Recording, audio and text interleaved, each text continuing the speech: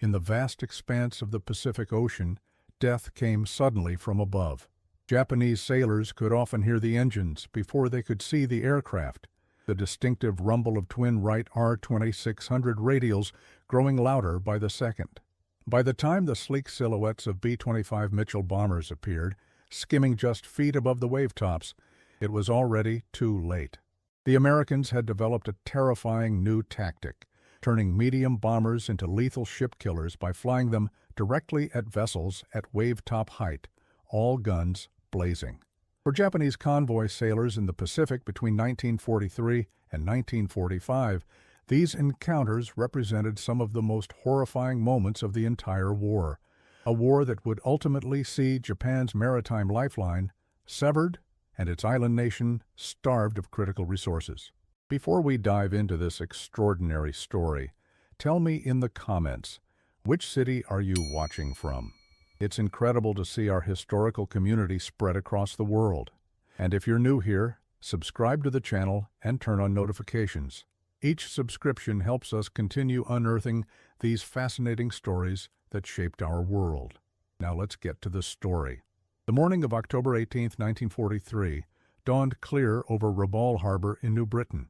Captain Toshio Miyazaki stood on the bridge of the transport ship Kiyosumi Maru, watching dock workers load the last of the supplies bound for beleaguered Japanese forces in the Solomon Islands. Intelligence reports warned of increased American air activity in the region, but the convoy had to sail. The Imperial forces were desperate for ammunition, medicine, and rice. What Miyazaki couldn't know was that his ship had already been marked for destruction. Just 200 miles away, on the dusty airstrip at Port Moresby, Major Paul Pappy Gunn was supervising the final modifications to a squadron of B-25 Mitchell bombers. Gunn, a maverick engineer and pilot, had been obsessed with a single question: how to turn a medium bomber into the perfect ship-killing machine. His answer transformed the Pacific Air War. He removed the bombardier's position in the nose and packed it with 8 forward-firing .50 caliber machine guns. Combined with the 2 guns in the top turret, a modified B-25G could put 10 heavy machine guns on target simultaneously, unleashing a devastating hail of armor-piercing rounds, capable of tearing through the thin hull plating of Japanese transport ships.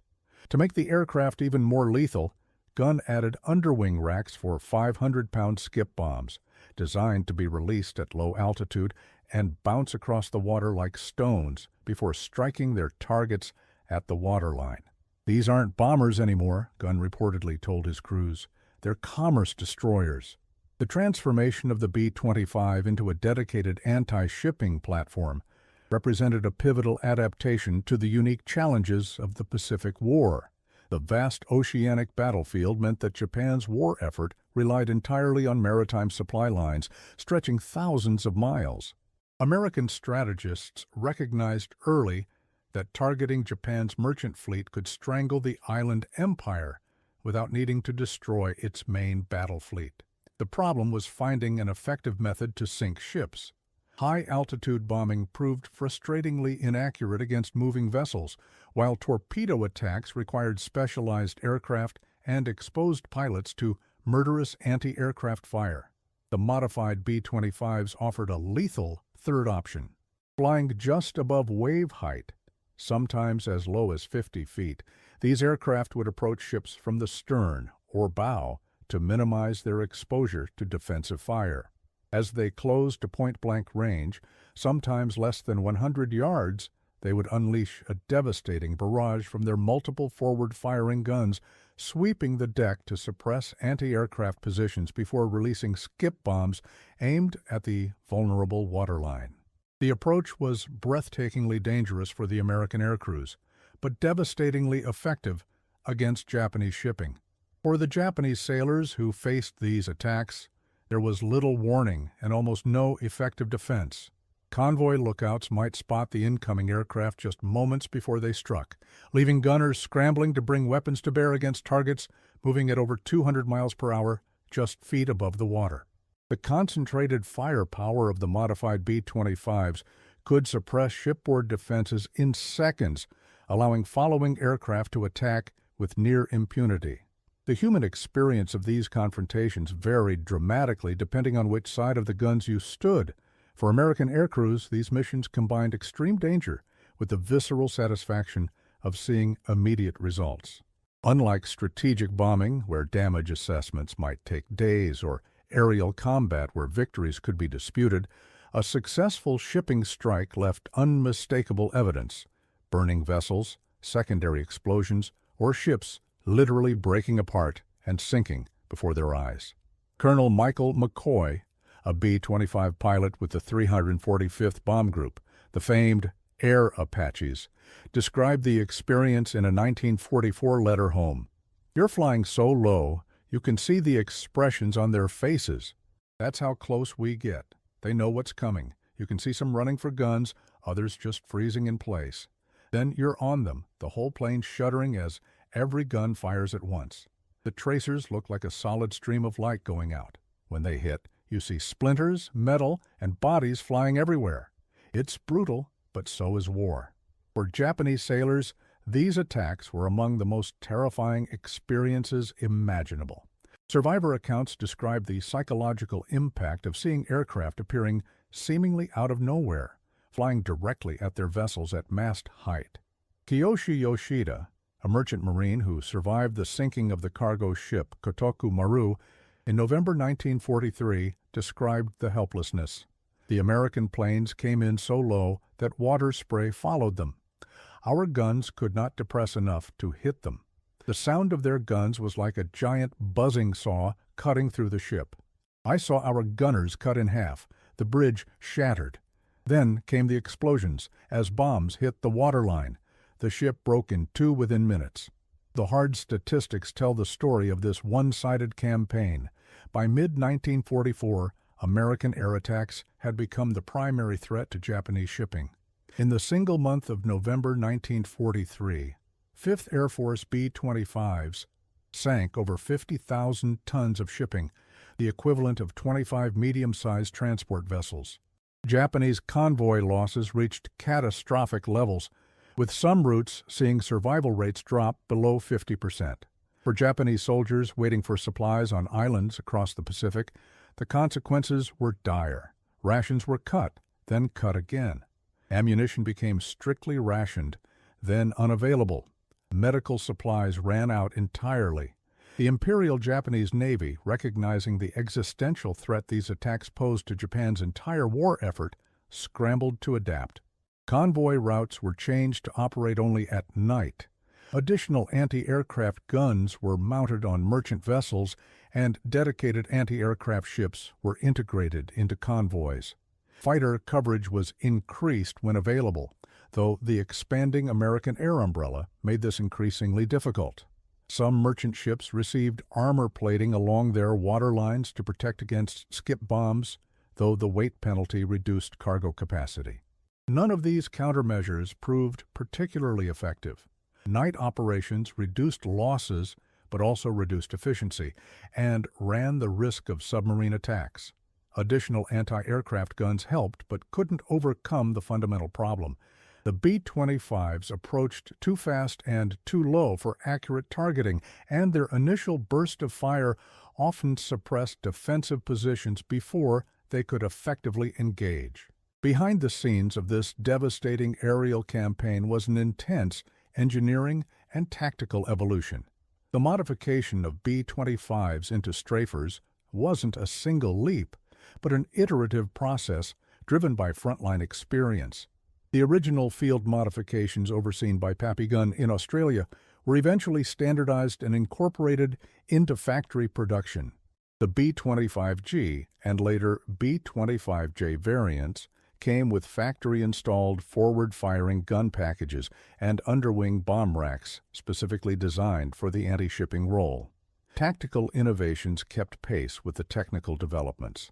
Initial attacks often featured direct approaches against ships, but experience showed that defensive fire could still be deadly even with the element of surprise.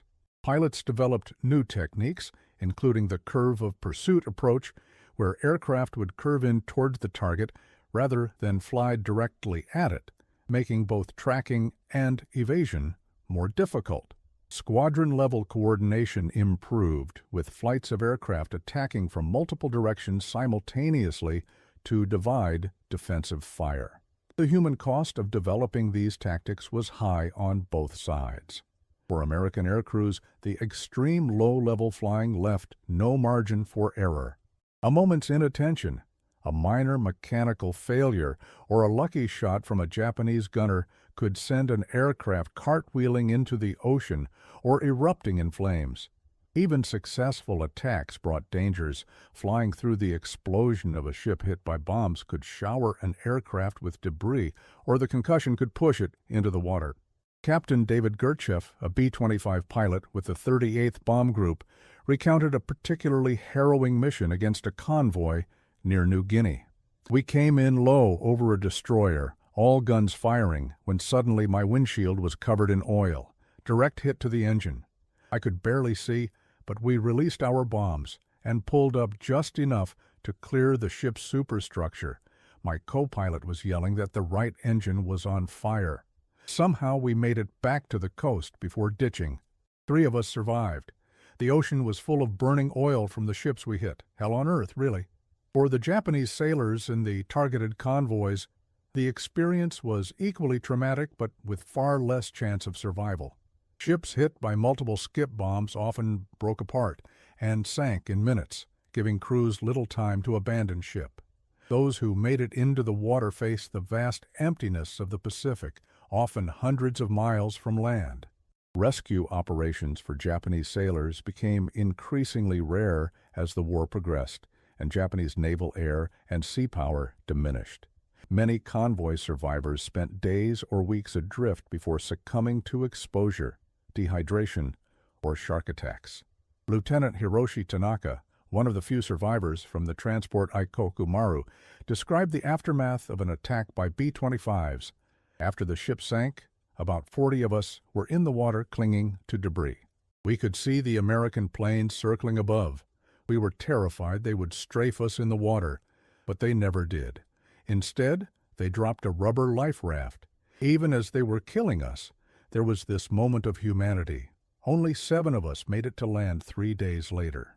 The human dimension of the air war against Japanese shipping extended far beyond the air crews and sailors directly involved in the combat. The strategic impact affected millions. As Japan's merchant fleet withered under the combined assault from air attack and submarine warfare, the consequences cascaded throughout the Japanese Empire and home islands. On isolated island garrisons across the Pacific, Japanese soldiers found themselves increasingly cut off as the U.S. island hopping campaign bypassed them.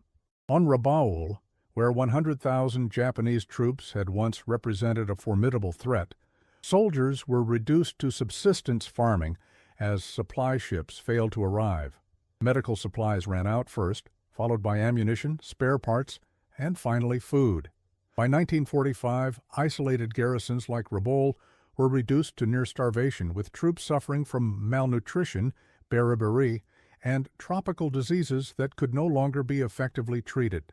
A Japanese army doctor stationed on New Britain, Dr. Shigeo Watanabe, wrote in his diary in March 1945, "We have not seen a supply ship in over 4 months. The men are eating roots and whatever they can grow in small gardens. We dilute medications to make them last longer, but many medicines are completely exhausted. We lost 17 men to malaria this week alone. We hear the American planes overhead daily, but rarely see them. They have moved on. We are forgotten by both our enemies and our own country." On the Japanese home islands, the effects of the shipping campaign were equally severe, but in different ways. Japan's war economy required a constant flow of raw materials: oil from the Dutch East Indies, rubber from Malaya, bauxite from the Philippines, and food from throughout the greater East Asia co-prosperity sphere. As merchant shipping losses mounted, these vital imports declined precipitously. By early 1945, Japan's imports of critical war materials had fallen to less than 20% of their 1941 levels. Oil imports, the lifeblood of any modern military, had virtually ceased. The Imperial Japanese Navy had been reduced to a shadow force, with remaining major vessels like the super battleship Yamato reduced to serving as floating anti-aircraft batteries, unable to operate due to lack of fuel. Aircraft production continued, but newly manufactured planes often sat idle due to fuel shortages and the lack of trained pilots, as the pilot training program had been severely curtailed by fuel shortages. The human toll extended to Japanese civilians who experienced increasing hardship as the merchant fleet diminished. Rice imports from Korea and Formosa, Taiwan, declined sharply, leading to severe food shortages. Industrial production faltered as raw materials ran out. By 1945, average caloric intake for Japanese civilians had fallen to dangerous levels, with urban populations particularly hard hit. The once mighty Japanese war machine was being starved into submission even before the devastating strategic bombing campaign against Japanese cities reached its peak. The most poignant human stories from this campaign may be those of the merchant marine sailors who continued to brave the increasingly deadly sea lanes. Unlike their Navy counterparts, Japanese merchant sailors were civilians, often with limited military training. As losses mounted and the odds of survival on any given voyage decreased, the psychological burden became immense. Tetsuo Kitamura, a merchant officer who survived 3 sinkings before the war's end, described the fatalism that set in. Before each sailing, we would have a small ceremony. We knew many would not return. Young sailors would give personal items to those staying behind to send to their families when they didn't come back. It was expected. By 1945, to be assigned to a convoy was considered a death sentence, yet the ships had to sail if Japan was to continue fighting. The American air crews who executed this devastating campaign experienced their own psychological journey.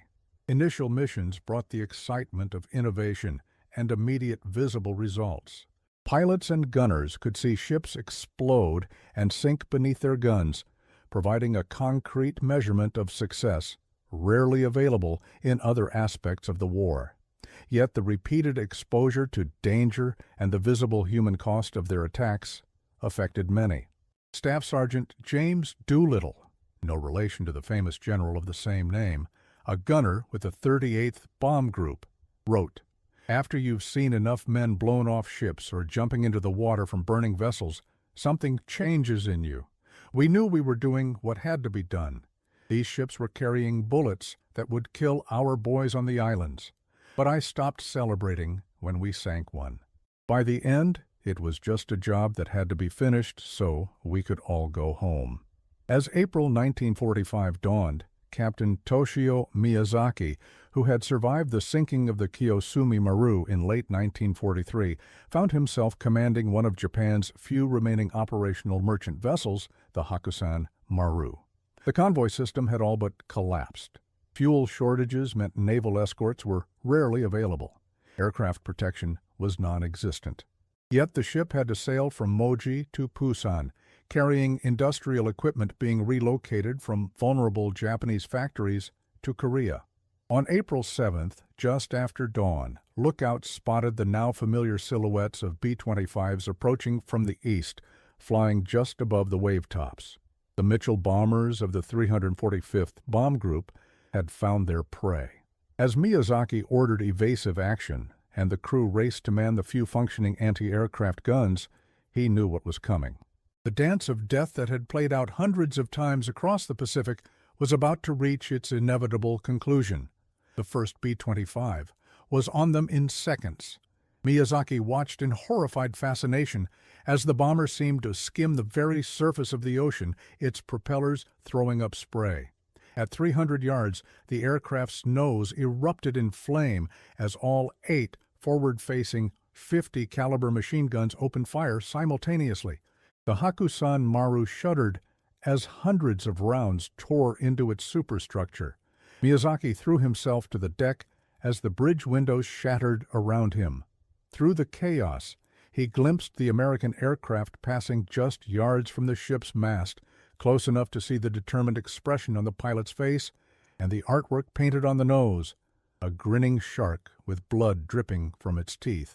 The development of these devastating low-level attacks represented one of the most successful tactical innovations of the Pacific Air War. The genesis came from frustration. Early war experience had shown that traditional medium-altitude bombing was largely ineffective against moving ships. In 1942, losses in shipping to air attack remained relatively modest. The Japanese merchant fleet, which had entered the war with approximately 6 million tons of shipping, had suffered, but not catastrophically. The situation changed dramatically in 1943 with the widespread adoption of masthead height attacks by modified bombers. The 5th Air Force under General George Kenney became the laboratory for this tactical revolution, with Major Paul "Pappy" Gunn as its chief innovator. Gunn, a former Navy pilot who had been trapped in the Philippines at the war's outbreak and escaped to Australia, combined mechanical genius with tactical insight. The modification of the B-25 Mitchell bomber into a dedicated strafer occurred through iterative experimentation rather than central planning. The first attempts involved field modifications, with maintenance crews cutting holes in the bomber's nose to accommodate additional forward-firing machine guns. These early conversions proved promising enough that more systematic modifications followed. By late 1943, factory-modified B-25G and H models were arriving in the Pacific, specifically designed for the anti-shipping role. The human element of this tactical evolution was crucial. Pilots had to develop entirely new skill sets to make the concept work. Flying at altitudes as low as 50 feet above the ocean required intense concentration and split-second timing. A moment's inattention could send an aircraft plunging into the waves. The slightest miscalculation when releasing skip bombs could result in a deadly bounce back into the attacking aircraft. Gunners had to learn to coordinate fire precisely, as the window of opportunity to suppress shipboard defenses was measured in seconds. Lieutenant Colonel James "Jab" Browning of the 345th Bomb Group described the training process. We'd practice for hours over the Australian coast, flying low enough that our prop wash was kicking up spray. We'd set up floating targets and make pass after pass. It took a special kind of pilot, someone who could handle the stress of flying that low while controlling a heavy aircraft and managing the weapon systems. Many couldn't hack it. Those who could became the best ship killers in the Pacific. For Japanese convoy commanders, the new American tactics presented an almost unsolvable problem. Traditional anti-aircraft batteries struggled to track targets moving at over 200 mph, just feet above the water. The short engagement window, often less than 10 seconds from when an aircraft became visible to when it made its firing pass, left gunners with precious little time to react. The psychological impact on defensive gunners was significant. Tracking an aircraft that appeared to be deliberately flying into your ship required steady nerves that became increasingly rare as the war progressed. Vice Admiral Matome Ugaki, who commanded Japanese naval forces in the Southwest Pacific during this period, wrote in his diary, "The Americans have developed a devilish new technique. Their aircraft come in so low our gunners cannot depress their weapons enough to engage effectively. By the time they adjust, the bombers have already made their attack run. We are losing ships at an unsustainable rate and experienced sailors with them. Each sunken ship represents years of maritime knowledge that cannot be replaced." The human cost of this campaign extended far beyond the immediate casualties. For Japanese sailors assigned to convoy duty, the psychological burden became nearly unbearable.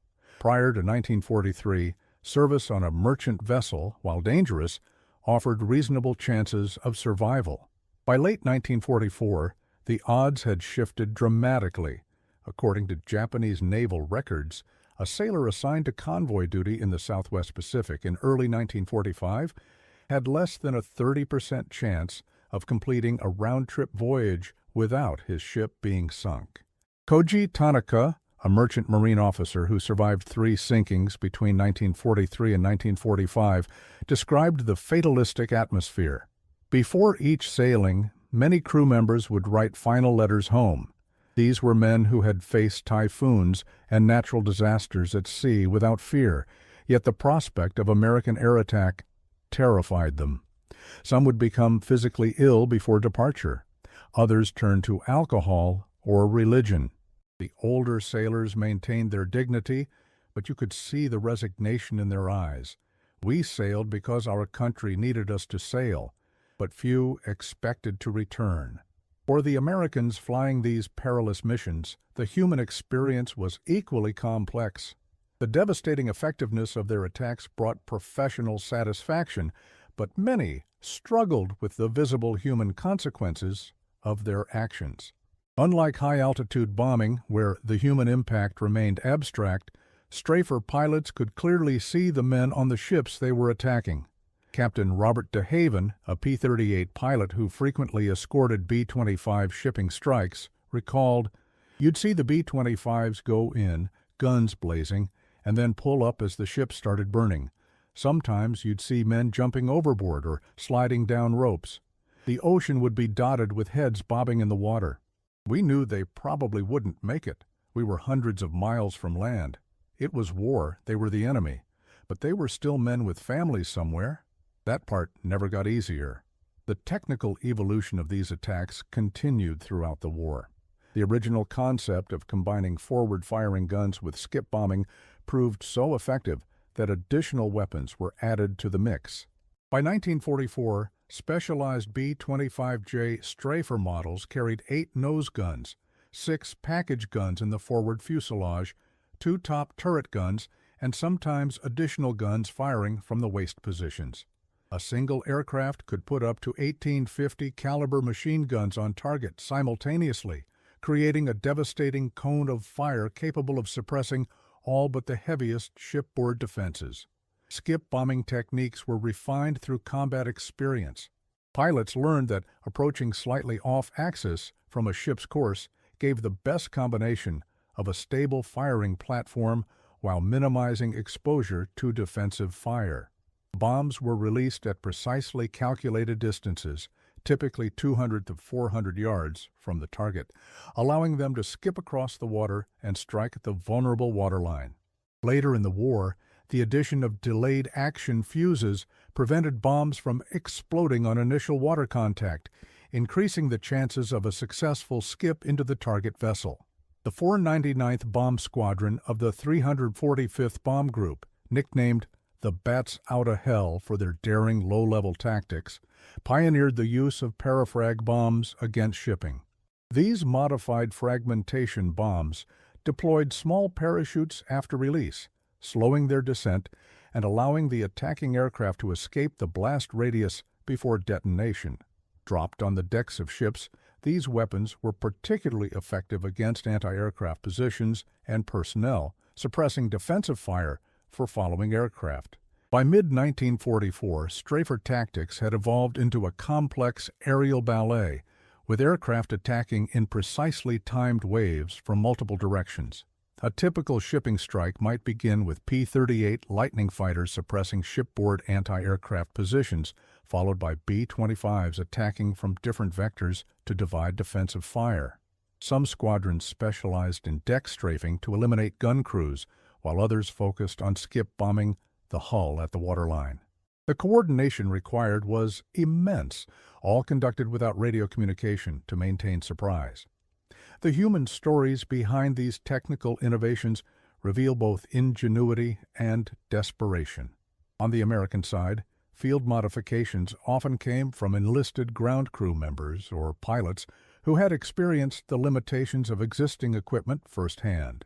Sergeant Ellis Reed, a B-25 gunner who later became a maintenance specialist, described how one of the first nose gun modifications came about.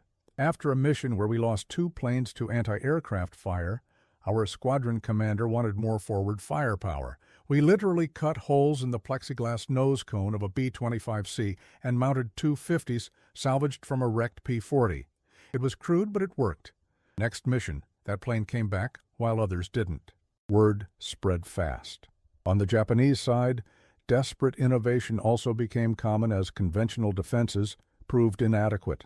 Merchant ships began mounting additional light anti-aircraft weapons, often salvaged from damaged military vessels or hastily manufactured at shipyards.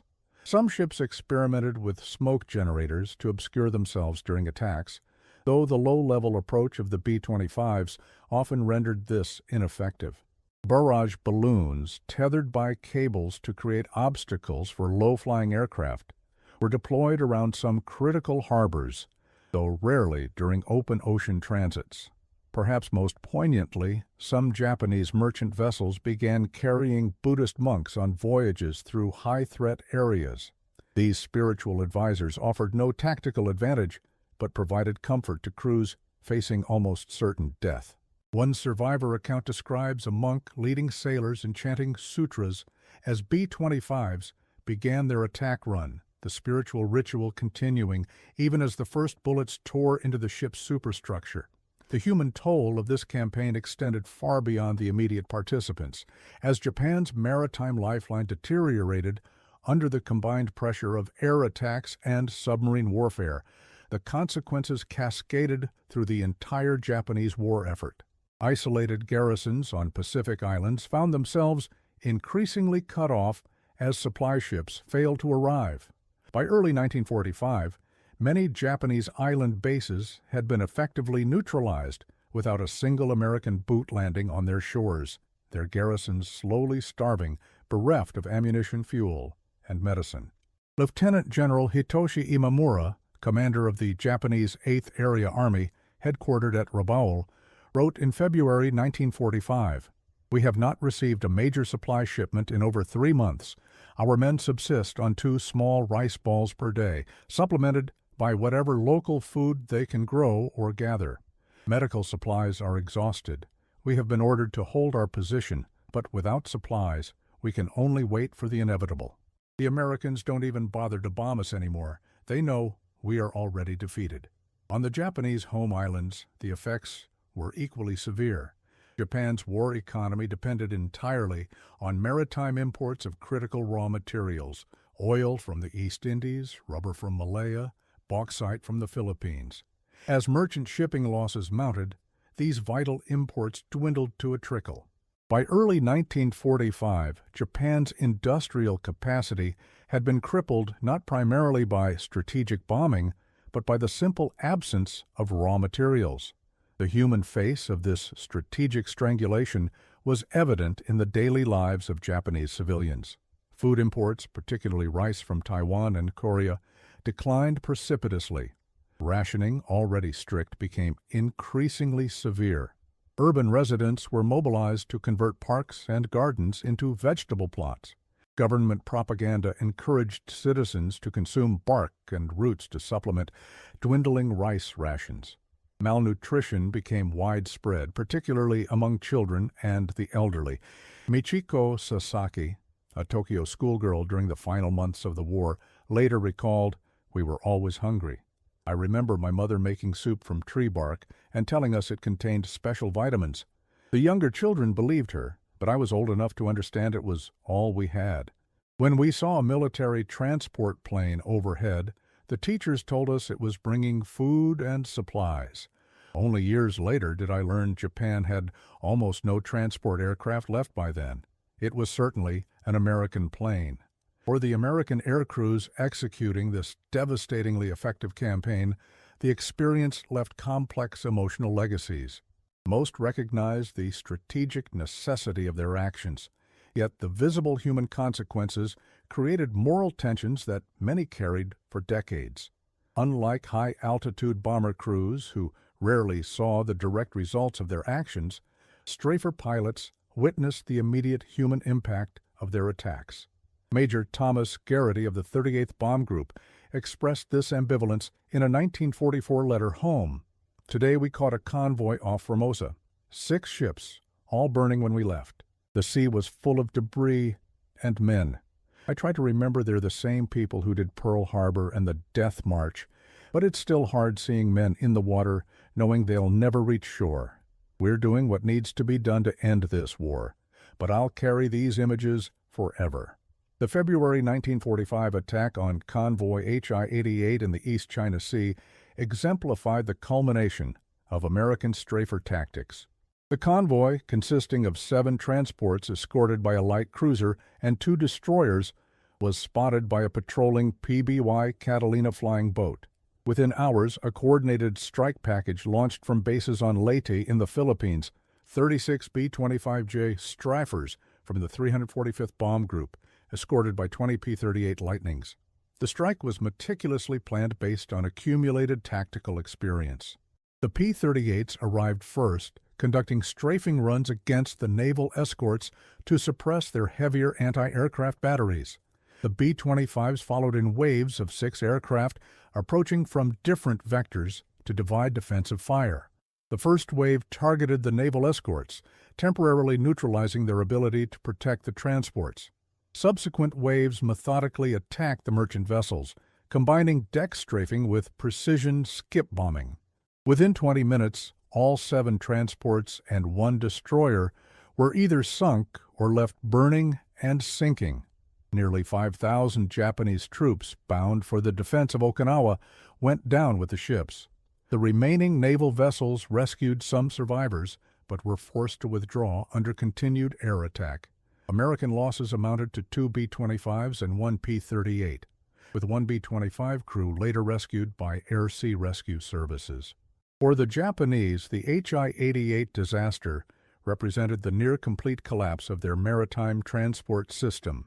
Admiral Seimu Toyota, Commander-in-Chief of the Combined Fleet, wrote in his operational assessment, "With the loss of convoy HI-88, we must recognize that our capacity to move significant forces by sea has effectively ended.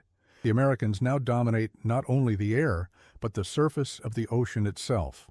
We can no longer reinforce our defensive perimeter or adequately supply our existing garrisons." The human stories from both sides of this engagement reveal the stark contrast in fortunes as the Pacific War entered its final phase. Lieutenant Richard Suer, a B-25 pilot who participated in the attack, described the scene. "It was almost too easy. Their defensive fire was sporadic and inaccurate. You could see their troops on deck, packed in like sardines. Some tried to take cover, others just stood there watching us come in. When our bombs hit, entire sections of ships would disappear. The sea was boiling with debris and people. We'd accomplished our mission perfectly, but there was no celebration when we got back. Everyone had seen too much." From the Japanese perspective, the experience was one of helpless terror. Sergeant Takeo Shimizu, one of the few survivors from the transport Tatsutake Maru, recalled, "The American planes seemed to appear from nowhere, flying just above the waves. Our anti-aircraft guns could barely depress enough to target them. The noise was deafening. The aircraft engines, the guns firing, bombs exploding, and men screaming. When a bomb hit near the engine room, the ship broke in half. I found myself in the water with hundreds of others. Out of nearly 1,000 men on our ship, only 34 survived." By April 1945, the strategic success of the anti-shipping campaign was complete. Japan's merchant fleet had been reduced from 6 million tons at the start of the war to less than 1.5 million tons. What remained was mostly small coastal vessels, unable to venture into waters where American air power operated. The few larger ships that continued to operate did so primarily at night, accepting the increased navigational hazards and reduced efficiency as the price of survival. The human consequences of this maritime blockade extended throughout the Japanese Empire. On Formosa, Taiwan, which had been a major food exporter to Japan, warehouses stood filled with rice that could not be transported to the home islands. In the Philippines, stockpiles of critical minerals remained unmoved on the docks. In Japan itself, industries ground to a halt as raw materials were exhausted, with no prospect of resupply. Admiral Mitsumasa Yonai, who had served as Navy Minister and briefly as Prime Minister before the war, concluded in a private memorandum in June 1945, "The destruction of our merchant fleet has been more decisive than the loss of any battle. We can replace lost territory or even rebuild destroyed factories, but we cannot conjure ships from thin air, nor can we train experienced merchant seamen in months to replace those lost." Japan is now effectively cut off from the resources of the territories we conquered, rendering those conquests meaningless. Our defeat is not merely likely, it is mathematically certain. For the American air crews who had executed this campaign, there was professional satisfaction in its strategic success, even as many continued to wrestle with the human cost. Captain Robert Raymer, a B-25 pilot with the 38th Bomb Group, expressed this duality. We knew we were winning the war with every ship we sank. Each freighter meant thousands of tons of supplies and hundreds of troops that wouldn't reach the battlefield. That meant American lives saved. But you couldn't help thinking about the men on those ships. They were just sailors doing their job, same as us. The ocean doesn't care which flag you fly when you're drowning in it. The legacy of the Strafer campaign extended far beyond the war's end. The tactics developed, low-level precision attacks against naval targets, influenced military doctrine for decades. The combination of strafing and skip bombing represented one of the most successful tactical innovations of the war, a case study in adapting existing equipment to new roles through a combination of technical modification and tactical evolution. For the men who flew these missions, the experience remained a defining chapter in their lives. Many struggled to reconcile the strategic necessity of their actions with the visible human consequences. Gunner Sergeant Frank DeSimone of the 345th Bomb Group reflected 50 years later, "We were just kids doing what our country asked us to do. I was 20 years old manning those 50 calibers as we came in on a ship. You'd see men on deck, some firing back, others just frozen in place. Then they'd vanish in explosions and smoke. We'd fly through debris, sometimes pieces of the ship, sometimes other things. I don't regret what we did. It helped end the war, but I've never forgotten those men either." For the Japanese merchant sailors and naval personnel who survived these attacks, the memories proved equally indelible. The psychological impact went beyond the immediate trauma of combat. Many reported recurring nightmares of American aircraft skimming the waves toward them, dreams that continued decades after the war ended. The helplessness they experienced, trapped on slow-moving vessels against an enemy they could barely target, left emotional scars that time never fully healed. Hiroshi Matsuda, who survived the sinking of the transport Arisan Maru in October 1944, described this lasting impact. "For years after the war, I could not look at the ocean without seeing planes coming at us just above the water. The sound of aircraft engines would make me physically ill. We had been told that the Imperial Navy would protect us, that American pilots were poor fighters who could not handle our Zero fighters. Then reality came at us at 300 miles per hour, guns blazing. The gap between what we had been told and what we experienced was too great for many minds to reconcile." As the Pacific War reached its final months in 1945, the strategic success of the anti-shipping campaign became undeniable. Japan had entered the war with approximately 6 million tons of merchant shipping. By August 1945, less than 1.8 million tons remained operational, most of it small coastal vessels unable to venture far from shore. The destruction of Japan's merchant fleet represented one of the most successful strategic campaigns of the entire war, a slow, methodical strangulation that received less attention than dramatic fleet actions or strategic bombing, but proved equally decisive. The final toll was staggering. Between December 1941 and August 1945, Japan lost over 8.2 million tons of merchant shipping when accounting for both ships sunk and newly constructed vessels. More than 2,400 merchant vessels were sunk, with the loss of approximately 116,000 merchant seamen, a casualty rate exceeding 30%, higher than any other Japanese service branch. These losses were distributed across multiple causes. Submarines claimed the largest share with approximately 55% of tonnage sunk, while aircraft accounted for about 40%, and mines, surface action, and operational accidents made up the remainder. Within the air campaign against shipping, the evolution from conventional high-altitude bombing to low-level strafing and skip bombing represented a crucial tactical innovation. When the strafer tactics were first implemented in late 1943, monthly shipping losses to air attack nearly tripled. By mid-1944, Japanese convoy commanders considered air attack the primary threat, surpassing even the feared American submarine force in its devastating effectiveness. The human dimension of this campaign extended far beyond the immediate participants. For Japanese civilians, the destruction of the merchant fleet translated directly into empty rice bowls and cold homes. By early 1945, food imports had declined by over 80% from pre-war levels. Industrial production collapsed as raw materials ran out. The average caloric intake for Japanese civilians fell to approximately 1,500 calories per day, with urban populations particularly hard hit. Malnutrition became widespread, especially among children and the elderly. Toshiko Yamamoto, who was a young mother in Osaka during the war's final months, recalled, "We received a ration card for rice, but often there was no rice to be had even with the card. My children's school closed because there was no fuel to heat the building. The government told us to plant sweet potatoes in any available space, even in flower pots on balconies. We were told this was temporary, that great victories were coming, but the shortages only grew worse. It was only after the war that we learned our ships were being sunk faster than they could be built." For isolated Japanese garrisons throughout the Pacific, the collapse of maritime transport meant slow death by starvation and disease. On bypassed islands like Rabaul, Truk, and Wake, tens of thousands of Japanese troops found themselves cut off from resupply and medical support.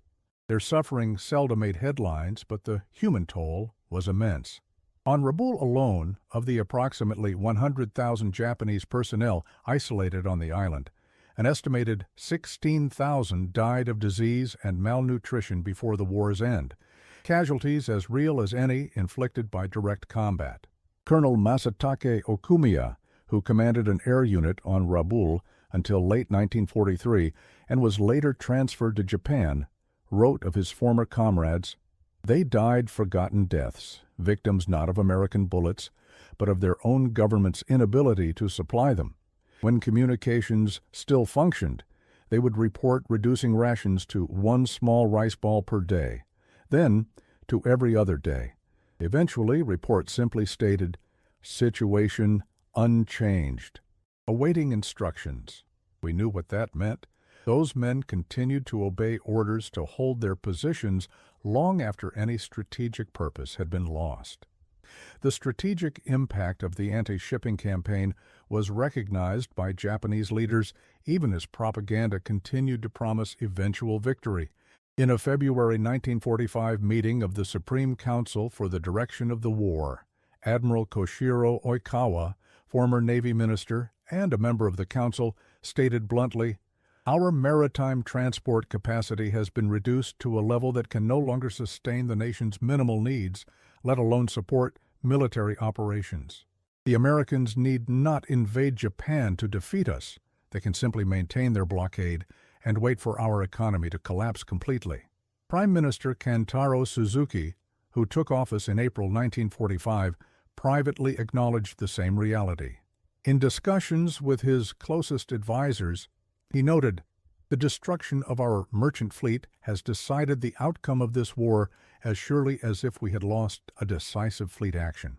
We fight now only to secure better surrender terms, not for victory." This recognition contributed significantly to Japan's eventual decision to surrender following the atomic bombings and Soviet entry into the war, events that provided a face-saving explanation for defeat that was, in strategic terms, already certain. For the American air crews who executed this devastatingly effective campaign, there was rightful pride in their contribution to victory, tempered by the human cost of their actions.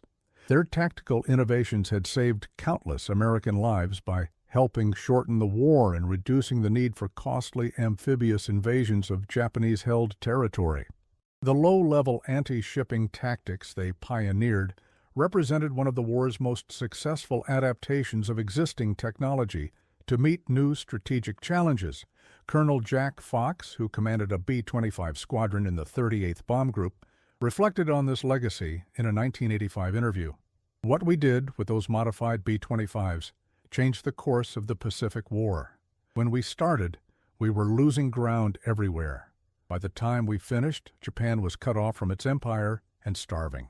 We paid a price. We lost good men on those missions. Flying that low left no room for error. But for every ship we sank, that was one less load of supplies reaching Japanese troops who were shooting at our boys on the islands. Technical aspects of the anti-shipping campaign continued to influence military aviation long after the war ended. The emphasis on low-level precision attacks against naval targets became a central element of Cold War maritime strike doctrine. The modifications made to the B-25, particularly the concentration of forward-firing guns, presaged the development of dedicated attack aircraft in the post-war period. The tactics developed for coordinated multi-aircraft strikes against defended maritime targets remained relevant into the jet age.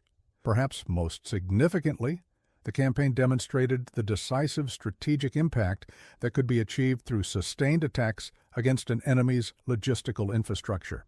Future military planners noted how the destruction of Japan's merchant fleet had effectively neutralized its military potential, regardless of the strength of its remaining armed forces. This lesson influenced later concepts of economic warfare and strategic interdiction that became central to Cold War planning. For the men and women of Japan who lived through this maritime blockade, the experience left lasting impressions about the nature of modern warfare. The disparity between government propaganda, which continued to promise eventual victory even as the nation starved, and the reality of empty ports and dwindling supplies, created a profound disillusionment with military leadership. This contributed to Japan's post-war rejection of militarism and embrace of a constitution that explicitly renounced war. Ichiro Tanaka, who served as a clerk at Yokohama Harbor throughout the war, expressed this transformation. We would receive orders to prepare for the arrival of supply convoys, but the ships never came. The warehouses stood empty while officials spoke of great victories. After a time, you could see in people's eyes that they no longer believed. When surrender came, there was sadness, but also relief. The gap between official truth and reality had become too great to bear. Japan learned a painful lesson about the consequences of military adventure far from our shores. The last B-25 strafer mission against Japanese shipping was flown on August 12, 1945, just days before the surrender. The target was a small convoy attempting to reach Korea from Kyushu. Of the 6 vessels in the convoy, 5 were sunk or left burning. It was a final demonstration of the complete maritime dominance achieved by American air power. When the formal surrender was signed aboard the USS Missouri on September 2, 1945, the Imperial Japanese Navy had effectively ceased to exist as a fighting force, and Japan's once mighty merchant fleet had been reduced to a fraction of its pre-war strength. In the aftermath of the war, the human toll of the anti-shipping campaign became fully apparent. Beyond the direct casualties among sailors and air crews, millions of Japanese civilians had suffered from the resulting shortages. Thousands of Allied prisoners of war had died aboard Japanese ships targeted by American aircraft, tragic friendly fire incidents that remained classified for decades after the war. Isolated Japanese garrisons throughout the Pacific emerged from their jungle encampments, emaciated from years of insufficient rations. The campaign's effectiveness raised difficult moral questions about the nature of total war. The deliberate targeting of merchant shipping, while legally justified under the rules of naval warfare, directly impacted civilian populations dependent on maritime imports. The line between legitimate military targets and civilian infrastructure became increasingly blurred as the war progressed, a pattern that would continue into the Cold War era and beyond. For historians studying the Pacific War, the anti-shipping campaign offers important lessons about the relationship between tactical innovation and strategic impact. What began as a field modification to bomber aircraft The addition of forward-firing guns to the nose of a B-25 evolved into a campaign that decisively affected the outcome of the war. It demonstrated how mid-level officers like Paul "Pappy" Gunn, given the freedom to experiment and adapt, could develop solutions that high-level strategic planners had overlooked.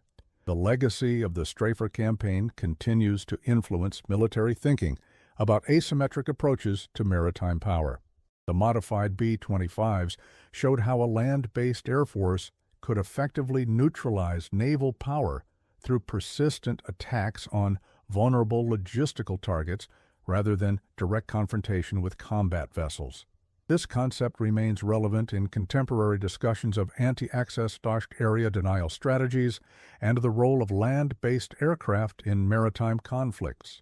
For the men who flew these dangerous missions and the sailors who faced them, the experience defined their lives. American air crews returned home to a nation celebrating victory, but many carried private burdens from what they had witnessed. Japanese merchant sailors who survived found themselves in a defeated nation struggling to rebuild, their sacrifices largely unrecognized amidst the larger narrative of military defeat. Perhaps the final word belongs to Lieutenant Commander Toshio Miyazaki, the Japanese convoy officer whose story began and concluded our narrative. One of the few survivors from the Hakusan Maru's sinking in April 1945, he was rescued after 3 days adrift and eventually repatriated to Japan after the war. In a 1981 interview with an American historian, he reflected, "We were enemies then, doing our duty for our countries. The American pilots were skilled and brave, flying so low over the ocean. We Japanese sailors were also brave, sailing knowing the odds of survival were poor. Now we are old men who understand that war brings suffering to all sides. Perhaps the true history of the war is not in the battles between armies and fleets, but in the stories of individual men who faced each other in moments of courage and terror."